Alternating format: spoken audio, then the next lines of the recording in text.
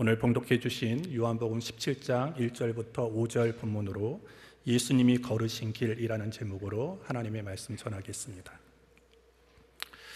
우린 예수님이 걸으신 길, 십자가의 길, 예수님이 가신 길 이런 말들을 많이 쓰죠. 특별히 이제 고난 주간에는 사순절 고난 주간에는 특별히 이러한 말들을 많이 우리가 사용합니다. 그러면 예수님이 걸으신 길은 어떤 길인가? 예수님의 길을 우리도 걸어가자라고 할 때 그 의미는 어떤 의미인가라는 것입니다. 한마디로 그냥 예수님께서 이 땅에서 우리에게 보여주신 예수님의 생애, 예수님의 삶을 닮아가자라고 하는 의미로 우리가 받아들이면 가장 좋을 것 같습니다. 왜냐하면 예수님의 걸으신 그 길에는 예수님의 흔적이 있습니다. 그리고 예수님을 향한 추억이 있고요, 예수님의 가르침이 있고요, 예수님의 어떤 숨결이 있기 때문에 우리가 그 길을 걸어갈 때 보면 예수님이 우리에게 이런 걸 가르쳐 주셨지, 예수님이 우리에게 이런 걸 보여주셨지, 우리에게 이러한 그런 추억을 남겨주셨지 라고 하는 그런 생각들이 듦으로 말미암아 우리가 그 예수님을 다시 생각하고 닮아갈 수 있다는 것입니다. 그렇기 때문에 오늘 우리가 그 길을 우리가 한 걸음 한 걸음 걷다 보면 어느 순간에 우리는 어떤 존재가 되느냐 하면 예수님을 닮은 존재가 되는 것입니다. 예수님이 한순간에 내가 예수를 믿었다고 해서 한순간에 예수님을 딱 닮는 사람으로 확 바뀌지는 않습니다. 내가 예수를 믿고 구원을 받았지만 매일같이 예수님이 걸어가신 그 길, 예수님의 삶과 생애를 본받고자 우리가 노력하고 힘쓰며 나아갈 때 결국 우리는 성화의 삶이 되어지고 예수님을 닮아가게 되어지는 것입니다. 사도 바울이라는 사람이 있죠. 그 사도 바울이 다메섹 도상에서 부활하시고 승천하신 그 예수님을 만나기 전에는 자기 열심으로 살았던 사람이에요. 자기 생각이 강했고 자기 주장이 강했어요. 자기 생각이 옳다라고 한다면 절대 양보하지 않고 그 일을 해내고야 마는 그런 자기 중심으로 자기 생각으로 살아왔던 사람입니다.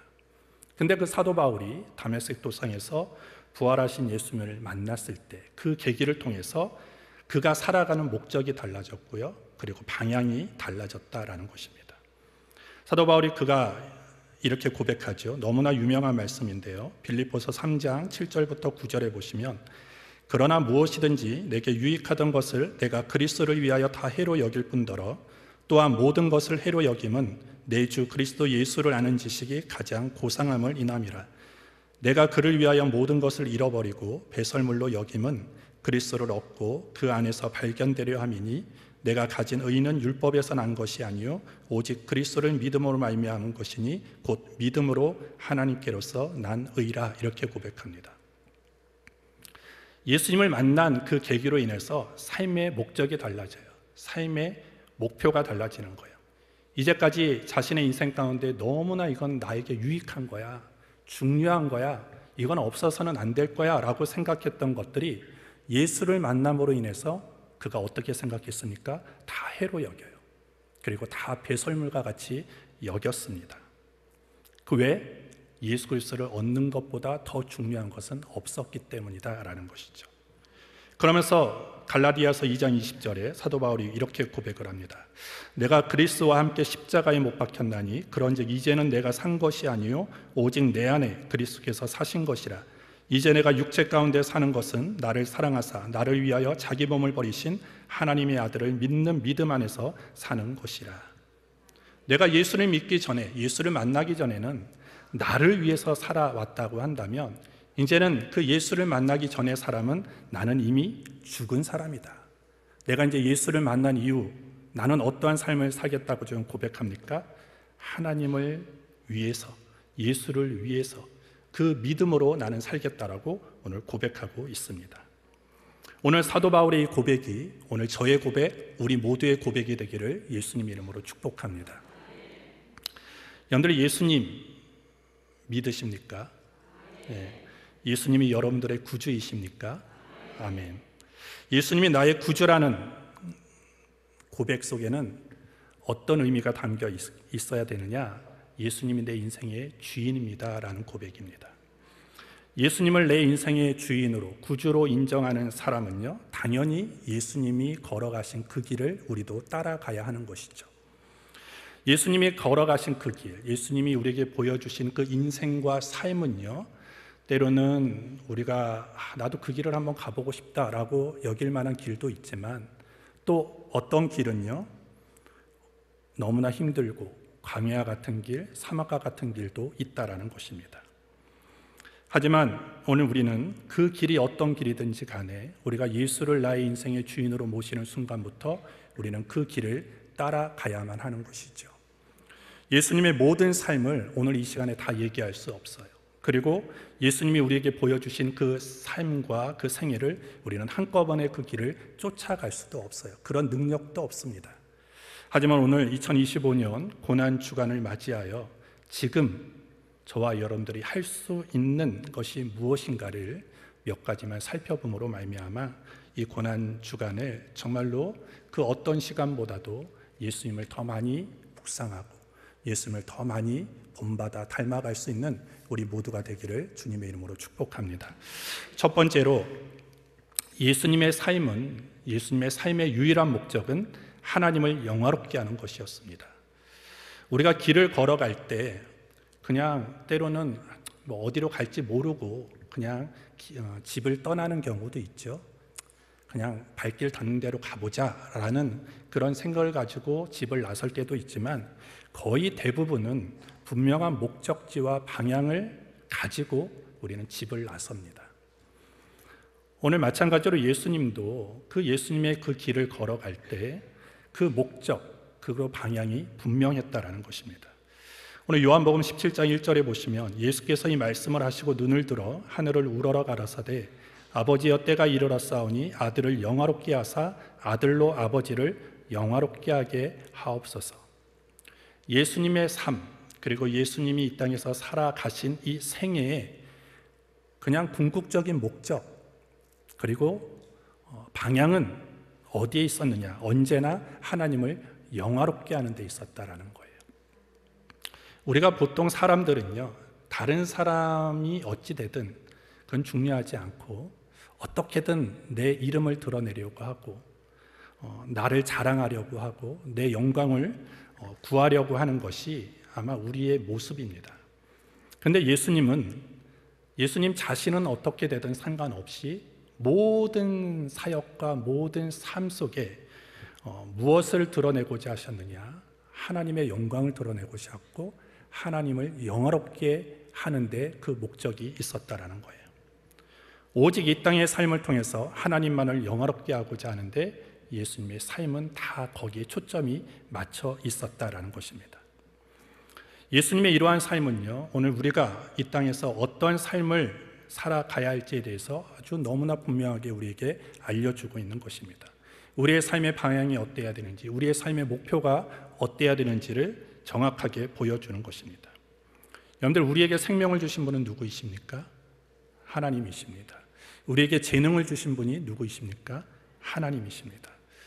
그 생명의 주인은 하나님이시고 우리의 재능의 주인도 하나님이세요. 그 생명과 나에게 재능을 주신 그 주인 뜻대로 살아가는 것이 마땅하다라는 것이죠. 우리의 인생의 목적과 방향을 엉뚱한 데다 두고 내 시간을 쓰고 내 물질을 쓰고 내 열정을 쓰고 내 재능을 쓰다 보면 내가 분주하게 다닌 것 같고 바쁘게 산 것 같지만 나중에는 뭐만 남는 줄 아십니까? 허무만 남는 거예요. 그리고 보람이 없습니다. 하지만 내가 하나님이 주시는 생명과 재능을 가지고 오직 하나님을 영화롭게 하는데 초점을 맞추고 내 인생을 걸어가면 거기에는 하나님께 1차적으로 하나님을 영화롭게도 하지만 또 2차적으로는 내 스스로가 보람이 되어지고 또 내가 열심히 살아낸 그 삶의 자리에 열매가 있게 되어지는 것입니다. 따라서 하나님을 영화롭게 하는 것이 오늘 저와 여러분들의 인생의 최종 목적, 근본 목적이 되기를 주님의 이름으로 축복합니다. 사도 바울이 빌립보서 1장 20절에서 21절에 나의 간절한 기대와 소망을 따라 아무 일에든지 부끄럽지 아니하고 오직 전과 같이 이제도 온전히 담대하여 살든지 죽든지 내 몸에서 그리스도가 존귀되게 하려 하나니 이는 내게 사는 것이 그리스도니 죽는 것도 유익함이라. 사도 바울은 내가 죽든지 사는지 그거 중요하지 않다. 오직 내 삶을 통해서 오직 그리스도만이 드러나면 되고 그리스도만이 존귀하게 되면 된다라는 거에 초점이 맞춰져 있었습니다. 또 그는 고린도전서 10장 31절에 그런즉 너희는 먹든지 마시든지 무엇을 하든지 다 하나님의 영광을 위해서 하라라고 말씀을 합니다. 우리가 하나님의 영광을 드러내기보다는 내 영광을 드러내기 시작하면 우리는 타락하기 쉬워요. 죄에 빠지기 쉽습니다. 아담이 왜 타락했습니까? 아담이 왜 죄의 길에 들어갔습니까? 자기 영광을 구하기 위함이었어요. 하나님과 같이 되고자 하는, 선악을 알게 하는 그 선악과를 따먹고 나도 하나님과 같이 될 수 있겠구나라고 하는 자기의 영광을 추구하다 보니까 거기에는 죄가 들어갈 수밖에 없고 타락할 수밖에 없었던 것이죠. 오늘 우리도 마찬가지입니다. 내 인생을 살아갈 때 있어서 하나님의 영광을 드러내기 위해 살지 않고 말씀에 순종하지 않고 내 영광을 구하고 내 이름을 드러내기 위해서 살다 보면 어느 순간에 나는 하나님을 멀리 떠나 있는 인생이 되고 나는 타락의 길을 걸어가고 있게 될 가능성이 많다라는 것이죠. 그러면 예수님께서 이 세상에서 어떻게 하나님께 영광을 돌리셨는가? 어떻게 하나님을 영화롭게 하셨는가? 그것은 하나님께서 예수님에게 명령하신 일들을 완수함으로 인해서 하나님을 영화롭게 했다라는 것입니다. 오늘 예수님이 이 땅 가운데 오신 목적은 무엇입니까? 죄인된 인간들을 구원하기 위함이었습니다. 이사야 53장 6절부터 7절에 우리는 다 양 같아서 그릇 행하여 각기 제 길로 갔거늘 예수께서 하나님 여호와께서는 우리 무리의 죄악을 그에게 담당시키셨도다. 그가 곤욕을 당하여 괴로울 때도 그 입을 열지 아니하였으며 마치 도수장으로 끌려가는 어린 양과 털 깎는 자 앞에 잠잠한 양같이 그 입을 열지 아니하였도다. 하나님께서 예수 그리스도를 이 땅 가운데 보내신 이유가 기록되어 있죠. 모든 무리의 죄악을 예수님께 담당시키기 위하여 예수님을 이 땅 가운데 보내셨는데 오늘 예수님이 그 사명을 이루기 위하여 어떻게 했습니까? 마치 도수장에 끌려가는 어린 양과 털 깎는 자 앞에 잠자는 양같이 그거에 대해서 어느 한마디 하지 않았다. 저항하지 않았다. 온전한 순종 그리고 온전한 희생으로 하나님이 예수님에게 명령하신 사명을 감당하고 완수하셨다라는 거예요. 결국 그것이 하나님을 영화롭게 했다라고 오늘 17장 1절에 2절에서도 계속 말씀하고 있는 것입니다. 오늘 예수님은요, 하나님을 영화롭게 하는 데 삶의 목표와 방향이 정해져 있었지만 그것을 이루기 위하여 어떤 입술로만, 말로만 하지 않았다라는 거예요. 행동을 가지고 하나님께서 나에게 명령하신 사명을 완수하기 위하여 힘껏 노력하셨고 결국은 그 일을 해내셨다라는 것입니다. 여러분들, 우리가 입으로 하나님을 영화롭게 하는 것은 그렇게 어렵지 않아요. 그렇죠? 그냥 정말 어려운 건 뭡니까? 하나님께서 나를 통해서 하나님이 계획하시고 이루고자 하셨던 하나님의 그 사역을 우리가 감당하는 것입니다. 그것을 어디서 감당합니까? 그것은 우리가 하나님이 세우신 그 자리에서 감당하는 거예요. 가정에서, 일터에서, 구역에서, 여러분들이 살아가는 그 모든 삶의 자리에서 하나님께서 여러분들에게 주신 일이 있어요. 사명이 있어요. 그것을 내 의를 드러내고 내 영광을 드러내기 위해서 하는 것이 아니라 뭘 하든지 이것을 통해서 하나님 드러나야 돼. 하나님의 영광을 드러나야 돼. 나는 이 일을 통해서 하나님을 영화롭게 할 거야 라고 하는 그 마음의 다짐과 자세로 그 일을 해야 된다는 거예요. 여러분들, 하나님은 위대한 일을 해야지만 하나님을 영화롭게 하는 게 아닙니다. 하나님은 위대한 일을 통해서도 영광을 받으시는 분이시지만 우리가 우리의 시각으로, 우리의 시선으로 봤을 때 별것 아닌 사사로운 일을 통해서도 우리가 성실하게 정직하게 하나님의 영광을 위해서 할 때 하나님은 그 일을 통해서 영광 받으신다라는 거예요. 그래서 여러분들, 가정에서 어머니로서의 사역을 잘 하셔야 돼요. 아내로서의 사역도 잘 하시고 아버지로서, 남편으로서의 사역을 잘하는 것이 그것이 하나님을 영화롭게 하는 것이고, 구역장은 구역장으로서의 사명을, 또 구역원은 구역원으로서의 사명을 잘하는 것, 목회자는 목회자로서의 사명을, 성도는 성도로서의 사명을 잘 해나가는 것이 하나님을 영화롭게 하는 것이다 라는 것입니다. 따라서 하나님께서 나에게 하라고 하신 일이 무엇인가를 여러분들이 깨달아야 됩니다. 그리고 그 일이 하나님이 나에게 주신 사명이요 일이라는 것을 우리가 깨달았을 때 그것을 내 삶의 목표로 삼고 하나님의 영광을 위해서 힘차게 달려갈 수 있게 되기를 주님의 이름으로 축복합니다. 화려하고 화려하지 않고 대단하고 거창하고 사사롭고 이런 건 중요하지 않아요. 내가 그 일을 어떠한 자세로 임하느냐가 매우 중요하다라는 거예요.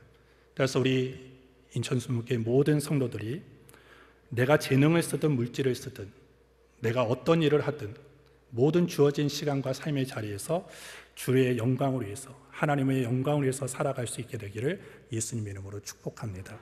두 번째로 예수님은 겸손하셨다라는 거예요.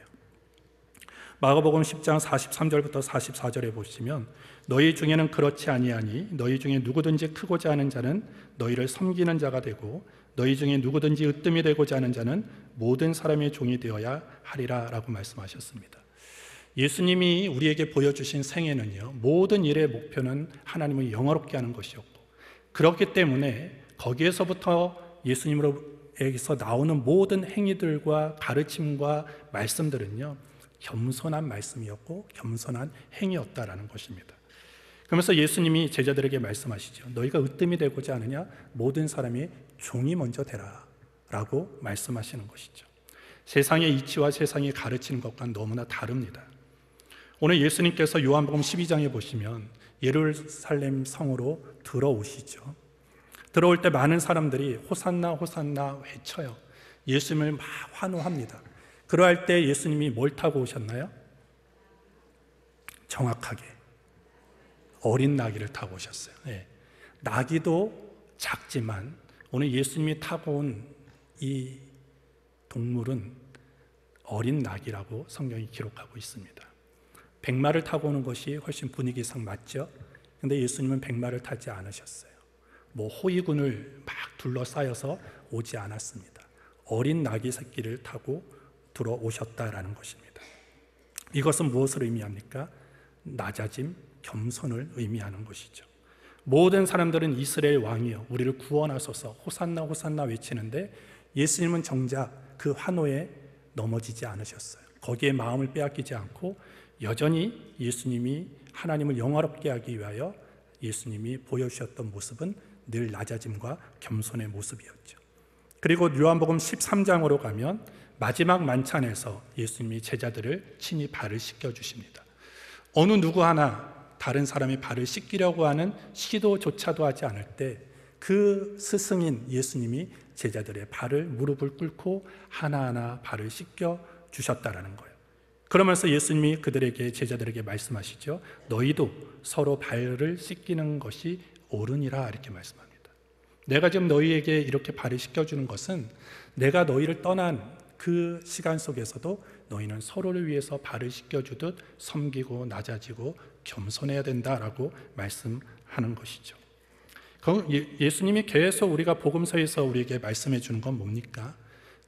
우리가 세상을 변화시키고 그리고 세상 가운데 하나님의 영광을 드러내는 길은 우리가 바로 겸손에 있다라는 것입니다. 예수님은 하나님의 본체이십니다. 하지만 종의 몸을 가지고 이 땅에 오셨어요. 그 낙차가 얼마나 큽니까? 하늘에서 땅으로 내려오셨다라는 것입니다. 오늘 우리는 세상이 얼마나 내가 높아질 수 있느냐에 다 초점을 맞춰요. 내가 얼마나 높은 자리에 올라갈 수 있느냐, 그것이 내 삶을 잘 살았느냐 성공했느냐의 판단 기준이 되어지는 이 시대 속에서 예수님이 저와 여러분들에게 말씀하시는 것은 높이 올라가지 말고 더 떨어져라라고 오늘 말씀하는 것입니다. 얼마나 떨어질 수 있는가, 얼마나 많은 사람들을 섬길 수 있는가가 그 사람의 신앙이고 그 사람의 성품이라고 예수님이 말씀하고 있는 것이죠. 따라서 오늘 우리 인천수목교회 모든 성도들이 정말로 예수님이 오늘 우리에게 친히 보여주셨던 그 섬김과 겸손의 그런 모습으로 나아갈 수 있게 되기를 주의 이름으로 축복합니다. 제자들도 그 일이 대단히 어려웠어요. 왜? 맨날 예수님의 오른편에 누가 있을 것이냐, 왼편에 누가 있을 것이냐 매일 다투고 싸웠지요.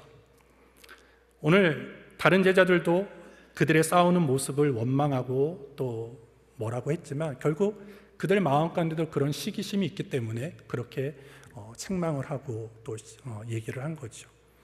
오늘 우리도 늘 내가 겸손하기를 힘쓰지 않으면 어느 순간 우리는 교만한 자가 될 수 있습니다. 그렇기 때문에 많은 사람이 나를 얼마나 섬기느냐, 거기에 초점을 맞추지 말고 내가 얼마나 많은 사람을 섬길 수 있느냐에 초점을 맞춰야 되는 것입니다. 그래서 오늘 성경에 방금 말씀드린 이 마가복음 10장 43절부터 44절에 보시면 오늘 예수님이 뭐라고 말씀하시느냐면 누구든지 으뜸이 되고자 하는 자는 모든 사람의 종이 되라 이렇게 되어 있어요. 이 모든이라는 이 말이 대단히 중요한데요. 우리가 낮아지고 섬기고 내가 겸손해져야 되는 대상에 선을 긋지 말라는 거예요. 모든이란 단어에는요 다 들어가 있습니다. 내가 섬기고 싶은 사람, 섬기고 싶지 않은 사람, 내가 다른 사람 앞에 고개를 숙여야 되는 사람, 숙이지 않아도 되는 사람, 이 모든 부류가 이 모든이라는 단어에 다 들어갈 수 있죠. 오늘 예수님은 이 땅의 공생의 사역 가운데 우리에게 보여주셨던 것은 예수님은 세리를 섬기셨어요. 창기들을 섬기셨어요. 그리고 어려운 사람들, 죄인들, 이방인들 이런 사람들을 다 섬기신 모습을 보여주셨다라는 겁니다. 따라서 오늘 우리 모두가 이 고난 주간을 우리가 보내며 다시 한번 결단하고 다시 한번 우리의 삶을 점검해야 될 것이 뭐냐, 나는 얼마나 지금 겸손한가, 얼마나 지금 나는 많은 사람을 섬기고 있는가, 섬김을 받으려 하는 것이 아니라 얼마나 섬기려 하는가를 우리가 점검하고 우리도 예수님처럼 겸손한 삶으로 나아갈 수 있게 되기를 예수님 이름으로 축복합니다. 세 번째로 예수님은 사랑하고 용서하셨습니다. 예수님께서 우리 주기도문을 통해서 기도를 가르쳐 주셨는데요, 우리가 우리에게 죄 지은 자를 사하여 준 것 같이 우리 죄를 사하여 주옵시고 이렇게 되어 있습니다. 이것을 직역을 해보면 이렇습니다. 우리가 우리에게 빚진 자들을 탕감해 준 것 같이 우리의 빚을 탕감해 주옵시고 라고 직역을 하면 이렇게 되어 있고요. 이것은 이제 유대적인 표현으로 이제 쓴 건데요. 죄인을 빚진 사람으로 비유를 한 것이고 또 용서를 그 빚을 탕감해 주는 것으로 지금 해석을 해 놓은 것인데, 오늘 예수님이 주기도문 이 주님이 가르친 기도에도 뭘 지금 강조하고 있냐면 용서를 가르쳐 주고 있는 거예요. 사랑과 용서에 대해서 강조하고 있죠. 마태복음 18장 23절부터 35절에 보시면 예수님은 형제가 죄를 지으면 7번까지도 용서해 줘야 하지 않겠느냐라는 이 베드로의 질문에 뭐라고 답변을 하셨습니까? 7번뿐만 아니라 70번씩 7번이라도 용서를 해줘라는 거예요. 이것은 횟수를 정해놓은 것이 아니라 뭘 말씀하시는 거예요? 무한대로 용서하라는 거예요. 무한대. 그러면서 예수님이 그 뒤에 이어서 비유를 말씀하시는데 1만 달란트 빚진 자를 얘기를 하십니다. 1만 달란트는요 어마어마한 가치죠.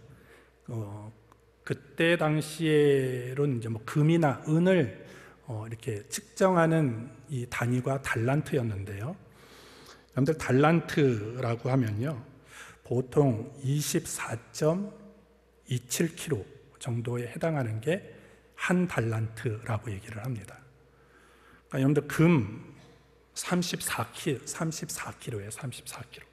근데 요즘 금값 얼마나 많이 오른지 아세요?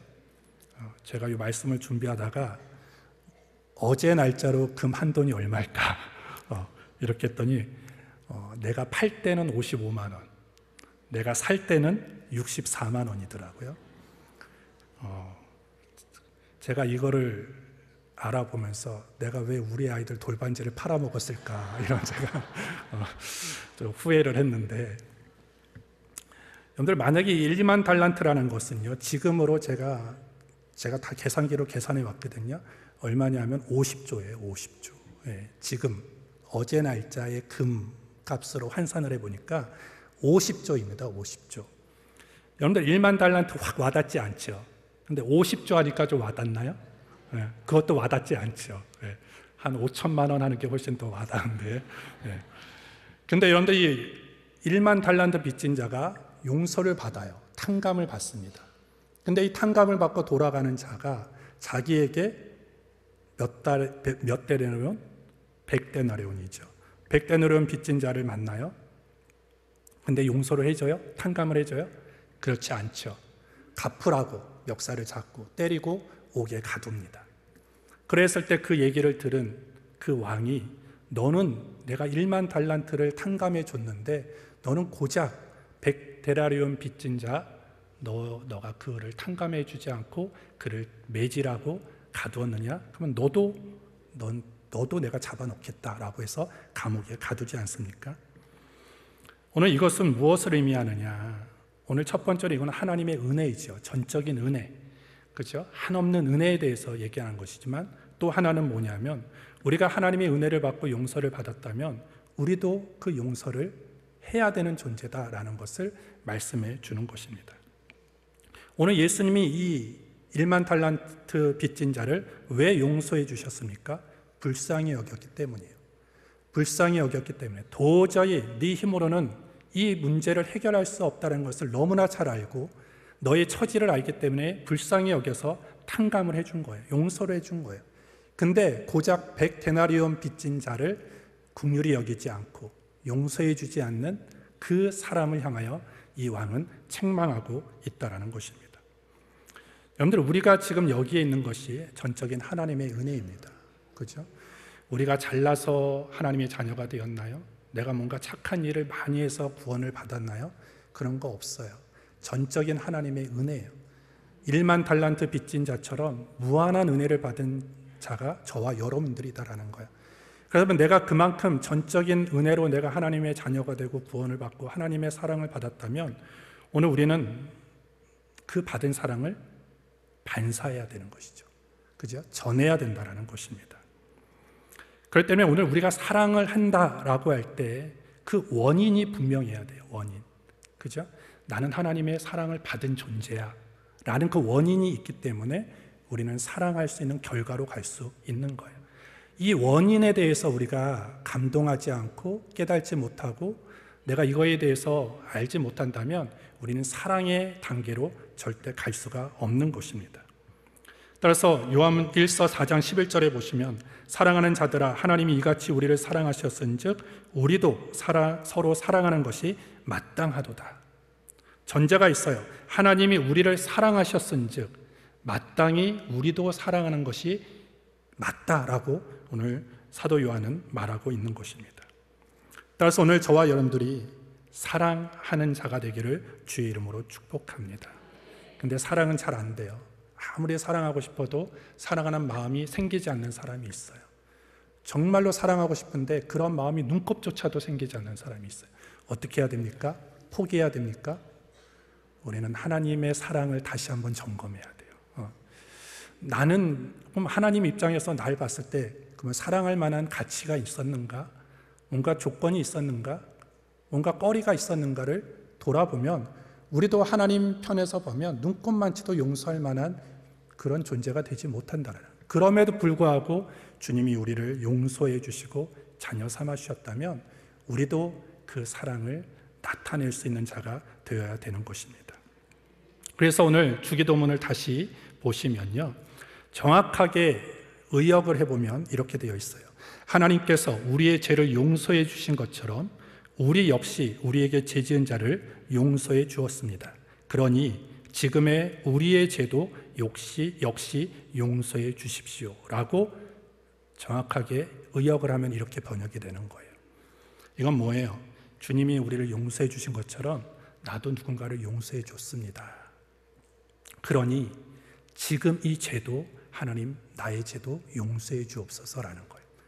그리고 거기에서 내가 회개함으로 주님의 용서를 받았다면 또 우리는 세상에 나아가서 우리는 용서와 화해와 그런 화합을 위해서 살아갈 수 있다라는 것입니다.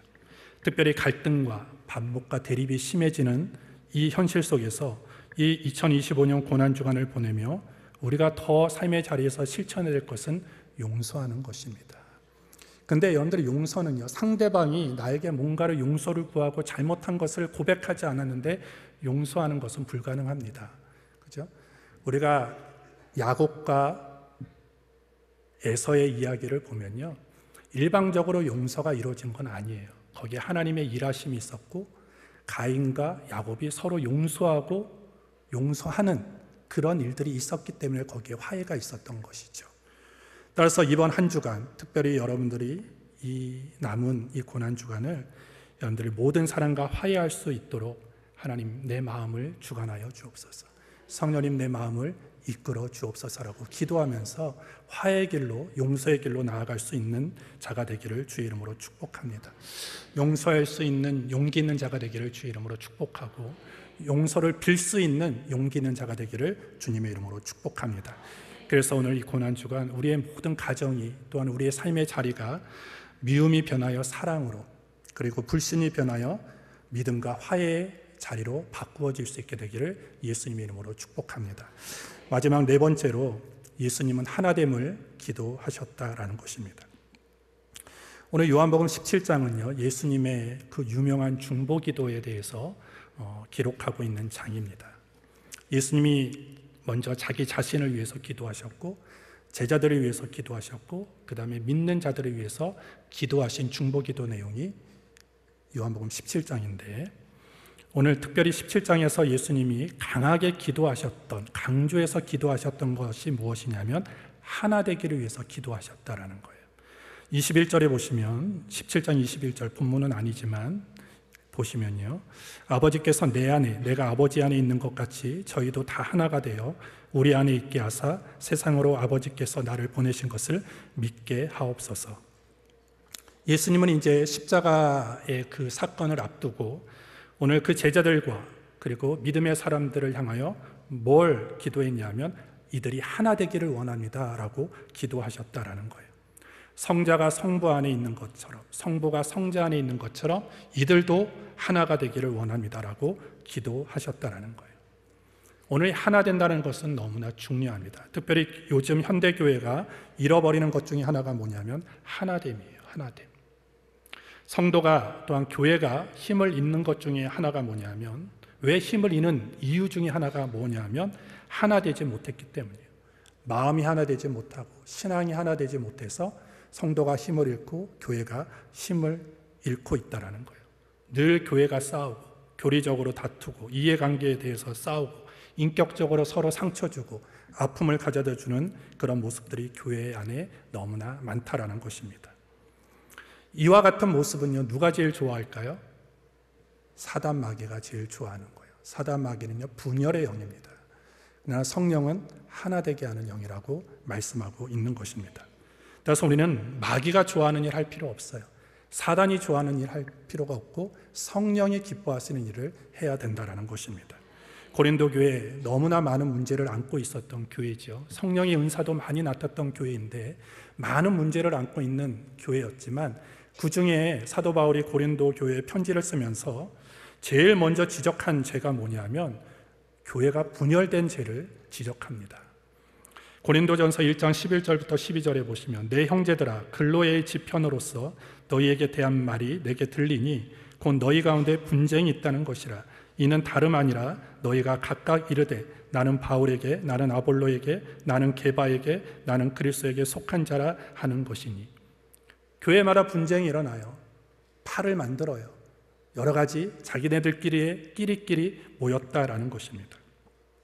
그러면서 바울은 그 어떤 죄보다도 가장 심각하게 다루고 가장 먼저 다그치는 내용이 뭐냐면, 왜 너희는 분열되느냐라는 것입니다. 교회가 분열되면 아무리 은사가 나타나도 교회의 영향력을 발휘할 수 없어요. 성령의 역사를 아름답게 행할 수가 없다라는 것입니다. 따라서 오늘 우리 하나님의 자녀로 부름받은 저와 여러분들은요, 그리스도 안에서 하나가 되어야 되는 거예요. 다른 것에서 하나가 되는 것이 아니에요. 정치적으로 하나 되는 게 아니에요. 취미로 하나 되는 게 아니에요. 여러 가지 내 어떤 간신거리에 의해서 하나가 되는 게 아니라 무엇으로? 복음으로 하나, 그리스도 안에서 하나가 되기 위하여 우리는 힘써야 될 줄 믿습니다. 그렇기 때문에 우리가 예수 안에서 하나가 되는 것, 그것이 본질이고 그 외적인 것은 다 비본질이에요. 그런 것들은 양보할 수도 있고 내가 좀 한 거는 물러설 수도 있어요. 하지만 양보하지 말아야 될 것은 뭐냐? 우리가 예수 안에서 하나 되는가라는 거예요. 예수 안에서 하나 되는 것을 방해하고 공격하고 못하게 하고 모이기를 패하게 하는 것은 우리는 철저하게 대적해야 되죠. 물리쳐야 되죠. 하지만 모든 것들은 우리가 수용하되 복음으로 하나만 될 수가 있다면 우리는 그것을 얼마든지 수용할 수 있는 자세가 되어야 되는 것입니다. 따라서 오늘 우리는 하나 되기 위해서 기도하고 하나 되기 위해서 힘쓰는 우리 모두가 되기를 주의 이름으로 축복합니다. 특별히 우리 인천 순복음교회가 정말로 하나 되기를 힘써야 되는 것입니다. 먼저 구역 안에서 하나 되어지고 지역 안에서 하나 되어지고 여러분들 교구 안에서 하나 되어져야 되는 거예요. 거기서부터 우리 교회는요 능력을 발휘하는 준비가 되어지는 거예요. 아무리 각자가 능력이 있고 재능이 있고 달란트가 아무리 많고 화려한다 할지라도 우리 각자가 모래알처럼 있다고 한다면 뭉쳐질 수가 없는 것이죠. 뭉쳐지지 않으면 거기에는 에너지가 나올 수 없어요. 어떤 역사도 일어날 수 없습니다. 하지만 각자가 가지고 있는 것이 조금 모자라고 부족할지라도 그것이 우리가 하나가 되어질 때 전도서에 말씀하고 있지 않아요? 전도서 4장에 보시면 우리가 연합하고 단결하고 하나 되어질 때 어떠한 힘을 발휘하는지 지혜자는 우리에게 말씀해 주고 있습니다. 그래서 우리는 하나 되기를 주의 이름으로 축복합니다. 그러기 위해서는 여러분들 다른 사람을 비난하지 마시고 정죄하지 마시고 내 눈에 저 사람 좀 이상한 행동한다, 이상한 말 한다 라고 해도 여러분들이 그것을 그냥 받아주셔야 돼요. 뭐만 아니면 복음에 벗어나지만 않으면 예수 안에만 있다고 한다면 조금 모자라고 부족한 모습이라도 우리가 수용하고 포용하고 관용하고 그들을 안아줄 수 있는 우리 모두가 되어져야 될 줄 믿습니다. 왜 그래야 됩니까? 하나님을 영화롭게 하기 위함이에요. 내가 겸손해져야 되는 이유도 하나님을 영화롭게 하기 위함입니다. 내가 사랑하고 용서하는 것도 하나님을 영화롭게 하기 위함이고 내가 정말로 이렇게 하나 되기 위해서 힘써야 되는 것도 하나님을 영화롭게 하기 위함이다라는 것이죠. 오늘 제가 4가지를 말씀드렸어요. 할 수 있으시겠습니까? 담임 목사님 말씀처럼 우리 교회 성도들은 너무나 솔직해요. 네, 그렇죠? 다시 묻습니다. 여러분들은 할 수 없지만 성령 안에서 하실 수 있습니다. 하실 수 있으시겠습니까? 여러분들 성령의 도움을 구하고 하나님의 능력을 의지하면서 우리가 하나님을 영화롭게 하기 위하여 겸손하고 하나 되고 용서하고 사랑할 수 있는 우리 모두가 되기를 주의 이름으로 축복합니다. 하나님 감사합니다. 오늘 이렇게 우리가 함께 모여 하나님의 말씀을 듣고 결단하게 하신 것 감사합니다. 우리의 삶의 오직 하나의 목적과 목표는 하나님을 영화롭게 하는 것입니다. 하나님을 영화롭게 하게 하여 우리가 더 하나님 겸손해지게 하여 주시고 정말 용서하고 사랑하게 하여 주시고 정말 하나 되기 위하여 더 힘쓰는 우리 모두가 되게 하여 주옵소서. 내 힘으로 내 의지로 할 수 없습니다. 성령님 도와주시옵소서. 그렇게 살아갈 수 있도록 그렇게 예수님의 삶을 뒤따라갈 수 있도록 성령님 우리를 이끌어 주시옵소서. 예수님의 이름으로 기도합니다. 아멘.